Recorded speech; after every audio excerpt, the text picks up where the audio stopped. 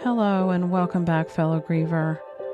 Today, we are down the rabbit hole, where this season we talk honestly about what happens after survival, after the world moves on and our grief changes shape. I'm Melissa, your host, and today we're going a little deeper together. So I used to do kind of review episodes. If you go back into my earlier seasons, or you remember, about once a season for many years, I kind of did episodes that would review or give my opinion on different books, movies, shows that were out in the world that touched on the grief space or even the suicide loss space. And they were ways for me to kind of either caution or recommend those movies and shows for you. And I will bring up something that's relevant as we're talking about movies and shows, because I do think this is an evergreen point. If this is the first time you're hearing about Does the Dog Die? It's an app that I believe every griever should have on their phone. It does have a little dog face, like a cartoon dog face. And what that app does is tell you about any certain, I believe it's movies, TV shows. I think it might include books also. I've never used it for that purpose, but you can look up and put your title in, and it will tell you any cautions that might exist for that particular show or movie, meaning is there suicidal content? Is there murder? Does the dog die? Right? I mean, that was where the name of the ad came from, because I think or the app, because that's their frame of reference, right? A lot of people, my husband is one of those people that says that if we start to watch a movie that has a dog in it that appears to be, a family feel-good movie, he'll say, oh my gosh, does the dog die in the end of this? Because he's, a real animal lover and doesn't want to have to be, crying at the end. What was that movie that everybody loved so well, that Jennifer Aniston was in? At the dog died. I know you all are probably yelling at me through the speaker. I can't remember. But anyway, you get the gist of it. So if you don't have that app, it's really useful, because I know a lot of grievers over the years have said to me, oh my gosh, I started watching this movie or this TV show, and then this happened. And it totally not only ruined the movie for me, I quit watching, or the TV show, but boy, I wish I had had warning that was going to be in there, because either then they could have been prepared for the content, or they would have chosen not to watch it. It might not have derailed their whole situation. Like sometimes something can be so activating that it actually, derails us for a while. And so that is something I want to mention, and I will link that here in the show notes. But today, I think that I want to take a little bit different angle, because as I'm talking about grief in the long term, grief after survival, and again, if you are in the early years, that doesn't mean this doesn't apply. It just means I'm speaking from the standpoint of myself being 10 years in, and I will dip back into, especially today, I'm going to talk about the survival years. But lately, I have watched a few things that have stayed with me. And I thought it was interesting that the things that have stayed with me that really struck me, because I'm at a point in my grief that I almost lean into any shows or movies that tackle grief. And if they tackle suicide loss or child loss, I really lean in, because I am so interested in when they get it right. I'm also equally interested in when they get it wrong, because sometimes I want to stand and say, okay, this isn't a good example, and tell people, but it gives me more of a basis for being somebody who does stand in a space to try to help destigmatize grief, educate, about grief, and why it's so very important that we are grief literate in our world today. And especially as we're all grievers here taking in this podcast, I know you understand what I'm talking about. So again, I've watched a few things lately that have stayed with me, and I felt like I could weave them into an episode that's very relevant to what I'm talking about in this season. And not because these are perfect examples. I don't know how you have a perfect example out there. And not because they get everything right, because I don't think that's possible either, but because each one holds a different piece of grief in a way that made me pause and think more. And these are, in my opinion, all good examples. That doesn't mean they don't come with cautions, because they are tackling, as you hear me talk about them, you'll be able to assess whether you feel like it's something that might appeal to you or not. And before I go any further, I do want to say you can always go back and look at the past episodes I've done, because we don't have to only talk about things that are current and relevant. I've talked about a lot of shows and movies over the years that address the topic of grief, loss, suicide loss, child loss. And some of us like to take in that content because we are needing to see, how do others do this? How do others survive this? Sometimes we need a good cry. Sometimes we need to feel connected. So those are all reasons to go back and kind of look at lists of some of the past episodes I've done. And maybe, just maybe, I think I may try to link those episodes in the show notes for this one, so you can go back and look at those if you're interested. Look at the show notes. You can listen to them if you want, but you could just look at the show notes to see the different movies. And I know for a long time I had kind of a running list of movies and shows I wanted to watch that were grief-centric. So what I want to talk about today is tied to long-haul grief. What happens after survival when the shock softens, the world moves on. Grief becomes something we live with instead of something we're only surviving. And sometimes watching grief play out in a story on the big screen, even if that's the big screen in your living room, gives us just enough distance to see our own grief differently. That's why I think it's important and relevant.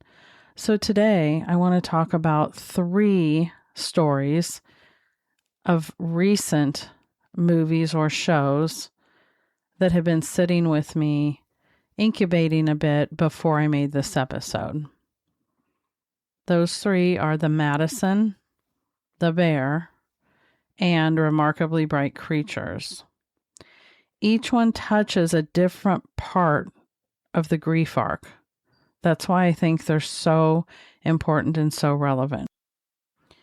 So the first one I want to talk about is a series. It's actually a Taylor Sheridan series. I don't know if anybody listening knows who Taylor Sheridan is, but he has a lot of well-known series out. The most well-known currently is probably the Yellowstone series and all of the spin-offs, like Dunn Ranch and the Marshalls, and I don't know, I think there's a couple more, but Taylor Sheridan has a very large book of works that he has, and this is a Taylor Sheridan series. So when I first started to watch it, and it's in its first season, and I think it's either 6 episodes or 8, so it's not a really long, it's a weekend type of a binge for sure. It's not something that would take you a long time to get through. And there is, I think, another season coming, but it is probably far from being out because this is still pretty new. This uses the early grief doorway. It explores the nature, and I will just lead with saying it does not include suicide loss or child loss. And you may think, okay, well then, how does that apply? Well, grief is grief, and I know it's not all equal or the same, but this is early raw grief and how it affects a family. And the death that occurs, which is of a spouse, a husband, is very sudden. It's a very sudden, unexpected death. So the family is sent reeling. And the first season is it handles that early grief in a very visceral, real way. It handles how the body reacts before the mind can actually make sense of anything. It has really big name actors in it, and they do an amazing job. It has Michelle Pfeiffer in the female lead. It has Kurt Russell in the male lead. And oh, man, they do a good job. And there's a lot of other faces that you'll probably recognize. And the family, they show a really good picture of the disoriented nature of early shocking grief. They show how it rearranges everything from thought processes to reactions to priorities. I mean, I don't want to, I'm going to try really hard in these not to give spoiler alerts for people that haven't watched them. So sometimes I may stop and stumble a little bit because I don't want to give anything, important away that you'd feel like, oh, Melissa, why'd you tell us that part? But, it tells what this series does so well. And again, I am very willing to tell people when I think a series or a movie has gotten grief wrong, either from a responsibility standpoint or an accuracy standpoint. And those are different a lot of times. But I think this one got so much so right. I mean, I don't know. I haven't done the background research yet to know why Taylor Sheridan departed from kind of his cowboy, rough and tumble, lots of fighting, lots of, that kind of stuff. Because this is not that at all.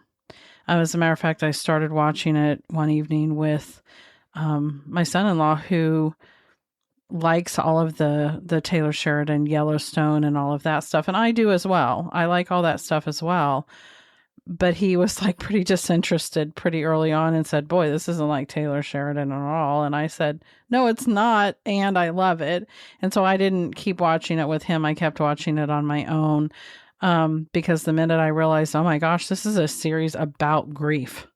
Like, this is what it's about. All I could think was Taylor Sheridan must have needed to write this series for a reason. And again, I haven't explored that part of it, but it's done so well that it's intentional, in my opinion. And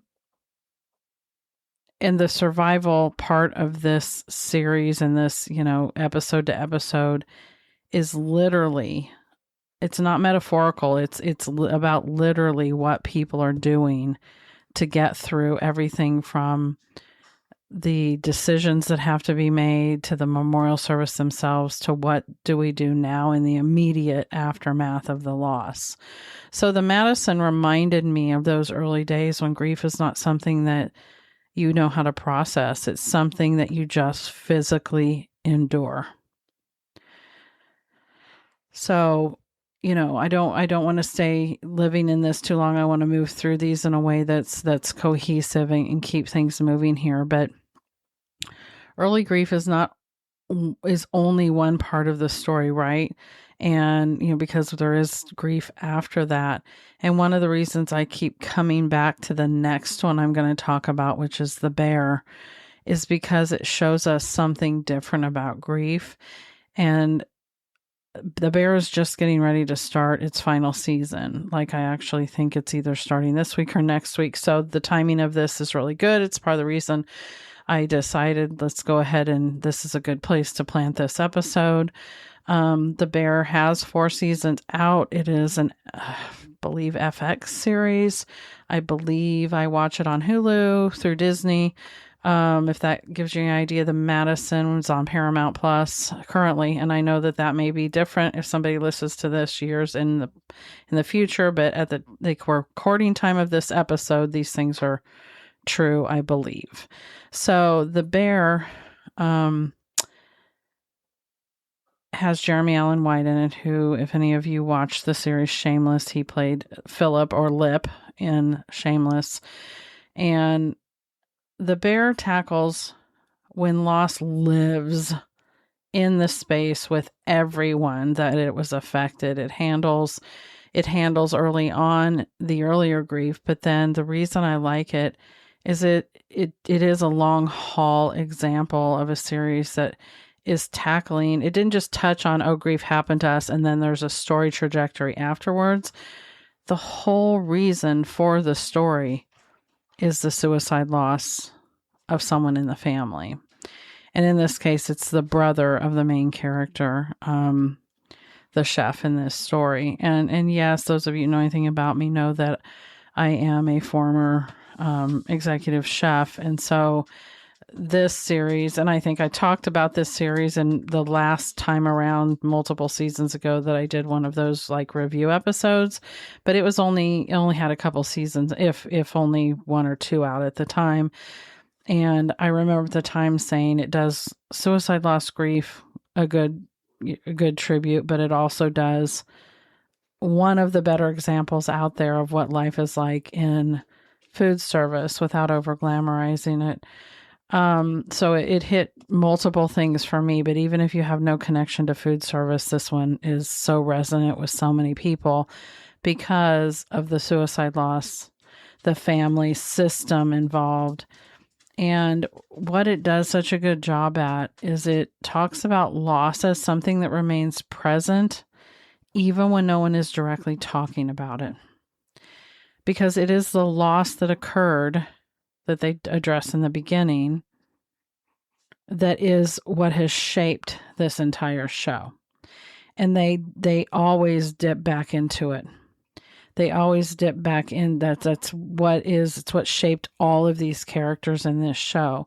But you get to see how they learn to move and shift and get and how a whole family system, and by whole family system, I mean you get to see how their nuclear family deals with it, the siblings and the parent, the uncles, but you also get to see the family as in the chosen family, the restaurant family of the brother that passed, the best friends, the childhood friends of the siblings.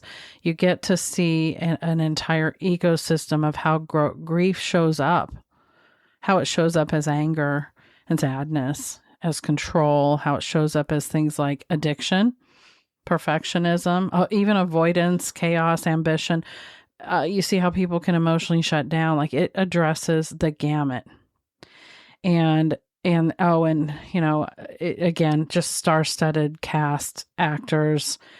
There's, I don't know if any, I'm going to age myself, y'all, but MASH was a show for the ages back in the day. I remember my dad used to say it was almost like having a stage show every time you watched an episode of MASH because it was so well written. I think this is one of those shows. I think the cast is so nuanced, and the way they have handled the writing and the direction of this series, there's so many things that if you're not paying attention, you can miss extremely nuanced lines that are so deep. I don't want to ruin anything. Again, I'm going to be very mindful, but there is something that occurs in season, I think 3, where there's a line that the character, the best friend of the deceased brother, Richie, says. And to this day, for now a year or two, however long it's been since that season, since I first watched that season and that episode, where he says, "I wear suits now."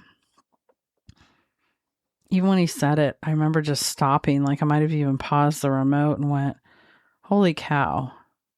Like, but I've had a lot of those moments in this particular series.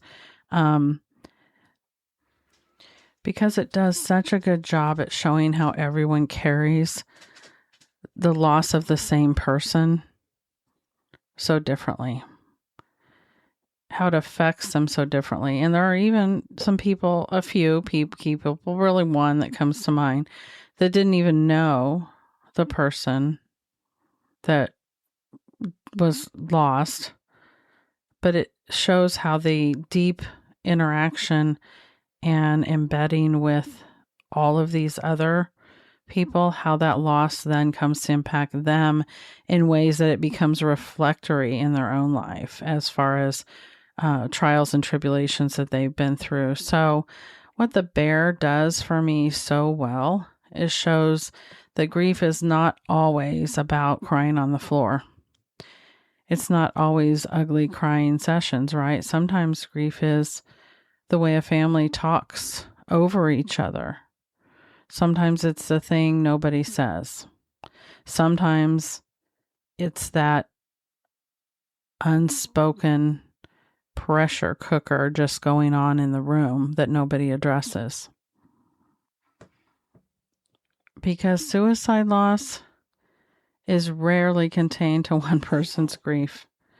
It ripples through siblings, parents, partners, friends, work, identity, and even the entire nervous system of a family. And then there's a different kind of grief. The kind of grief that stretches across years with unanswered questions and a life that keeps moving while part of you stays waiting. And that's where we come to the next one, which was a movie. And it's a fairly new movie, meaning it was just released into the streaming world. So it was just out in theaters. I don't know exactly, but within the last 6 months, I believe. Box office hit, created from a book. Sally Field sits at the helm. You may know, if you don't know, Remarkably Bright Creatures is the name. And this movie, like I'm actually getting ready to watch it again very soon. It's about when grief becomes solitary. And it is not suicide loss. It is child loss. And maybe it bears noting, before I go any further into Remarkably Bright Creatures, that there are no super activators in any of these, in my opinion. Doesn't mean there's not a few micro activators, but none of them show what happened none of them show it. Like none of them, the bear takes place from the time of the loss. So it starts like at the memorial service type of situation. The Madison does have extremely brief where you know what happened, but there is nothing graphic, nothing activating, if you will, other than just that moment of knowing what happened. And Remarkably Bright Creature starts when this character is, many, many years into living with the loss and doesn't go back to anything overly activating. So I just wanted to say that because there are things out there that you might have to, there are cautions on me saying things like this does have, a 10-minute scene early on in the episode that would address something that you might or might not want to watch, right?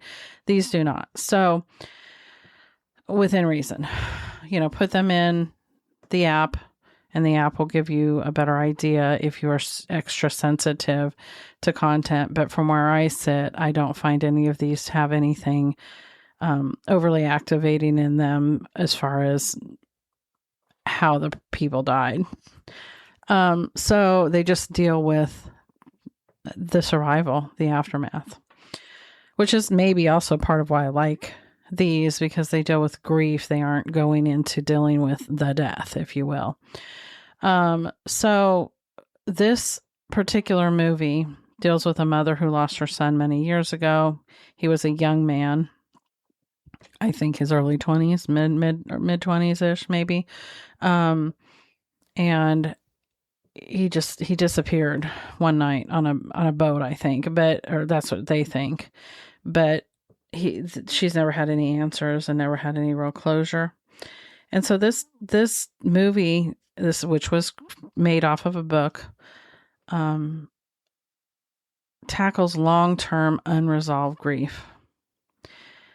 It talks about a mother carrying forward into her life in a fairly small community with all these unanswered questions. And it kind of explores how her life has gone, where her life is now. She isn't a character without community. When I say solitary, she does have like a book club and friends, and it's a small kind of coastal community. So it is a coastal community. So she's out in the community and everybody knows her. And so she's social on one level, but she's social with a mask and a wall. And I kind of feel like this is one space I don't really have to explain what that means. She's kept herself guarded. She's kept herself in a space where she's kind of no nonsense. She doesn't allow things to get very deep. She doesn't, she has friends that are trying to oftentimes try to push her a little farther. And this book does, involve what she's now she's retired. And so she works at an aquarium at night because imagine this, she doesn't sleep well. And so she decided she might, and I say that because especially if you're a mom listening, but I don't know, that may not be especially a mom thing. In grief, sleep can be something else, right? So she decided why not just go volunteer at the local aquarium, and she becomes attached to this octopus. It sounds silly on the outside. Like when I first even saw the premise of the movie, I was like, huh, okay. We'll see. You guys, it's wonderful. It shows how her grief has become woven into who she is, into her routines, into how she goes about life inside of her home, about how she talks about things outside of her home. And it shows how someone can be surrounded by people and still feel deeply alone.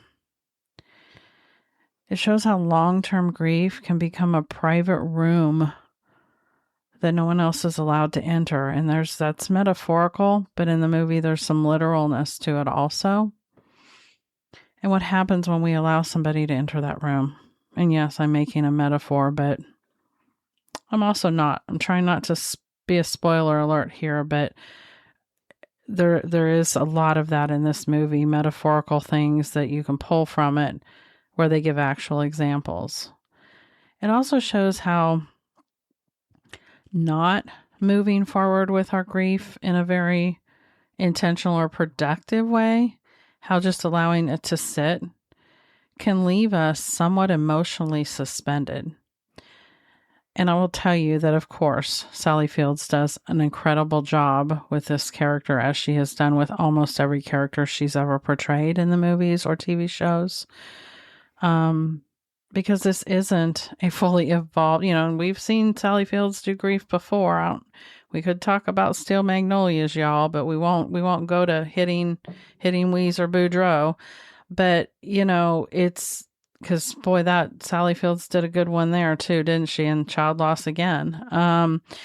But this one, she just does such a good job at, I think, showing what does happen when we don't have a way, because maybe this character, if you followed the backwards trajectory, maybe there was no real way for her to do that. So what stuck with me the most about Remarkably Bright Creatures was not simply the way she was grieving. It was how long she had learned to live around these unanswered places. And I think so many moms after suicide loss understand this deeply. We may never, ever have answers, certainly not all of them. We may spend years trying to piece together what happened, what we missed, what was true, what was hidden, what they carried that we couldn't reach. And if we're not careful, the search for answers can become the place we live. Okay, now as I try to wrap this up and tie this into something that, shows the weaving of this together, I want to touch on how the Madison shows us how grief is arriving. The bear shows us living with grief in a family system, and I do mean a larger family system. And Remarkably Bright Creatures shows us grief that's carried across years with unanswered questions. But the question that I keep coming back to is, what happens next? What happens when we don't want to stay only in survival? What happens when we realize grief isn't leaving, but we also don't want to disappear inside of it? That is the space that I'm most interested in this season, and that's why I think these spoke so loudly to me right now. Because that's the work I'm doing right now. That's the work so many grieving moms are hungry for. Honestly, for me, recently, after holding the first bridge sessions inside the rebuilding room, I felt even more clearly about all this. Mothers do not just need support forever. Support matters. Support groups matter deeply, especially in survival. But eventually, many of us need language and tools for rebuilding. We need space to ask, who are we now? We need room to talk about what grief looks like in the years later. And we need permission to say, I survived, but I still don't know exactly how to live with this and not be judged for it, right? We still need to be seen and understood in that and go hand in hand, arm in arm with other moms that understand. And not understanding isn't a failure. It's that next layer. So if this episode stirs something in you, I would love to hear from you. You can leave me a voice message, and yes, I said voice message, or send an email and tell me what show or movie or book have made you feel seen in your grief. Or what part of grief do you wish more stories showed you honestly? Or perhaps, what is the one thing about long-term grief that nobody warned you about or that you didn't even see coming? You can find the place to email me or leave that voice note in my show notes. And if you don't know how to find show notes, there's zero judgment from me here. If you can't find them, you should be listening to this on a podcast player, and you should be able to click and see that below there's what would be called show notes. It's the description of this episode. There's links inside of that. There's information there. There's a button at the very top and the very bottom of this particular episode show notes that will let you click to leave a voice message, and also my email there. Just know I may use some of these reflections to shape future Down the Rabbit Hole episodes, or even do an episode where I respond to these. I will not, even if you leave your name, I won't use it, or I will use just an initial or a first name without going. I will never use a last name. I will never out you unless you tell me, feel free to use any of my information. I still probably wouldn't. But know that your anonymity matters to me. So in closing today, I just want to say how very much I think stories matter. And not because they fix us. Nothing fixes us. Grief isn't meant to be fixed, by the way. They also don't necessarily make our grief easier. But because sometimes a story, whether it's on the screen or in print, gives us some sort of a mirror. Sometimes it lets us see a piece of our own pain just far enough away that we can finally somehow name it. And once we can name something, we can begin to work with it. And that's what I want to leave with you today. It's not just about surviving grief. It's about learning how to live with it, learning how to rebuild around it, learning how to carry love and loss forward together. And if this episode resonated with you, please share it with another grieving mother who may need these words too. Take it into your support spaces and let people know about the leftover pieces. And please follow, because that helps this podcast continue to grow, which means nothing to me other than honor. but it means something to people searching for a place to connect and a place to find the stories and the community that exists here in the Leftover Pieces. And I think it will tie in very nicely and follow this episode very nicely. But in just a handful of days after this episode's released, I will be down the rabbit hole again, talking about how we survive, but we often then don't know who we are. So it's kind of about identity after child loss and what we do with that. Thank you for being here today. Thank you for listening and following along. Thank you for following the podcast. And if you feel so led, rate and review. I would be honored. I'm honored to share this space with you as much as I wish we didn't need it. So until next time, fellow griever, talk soon.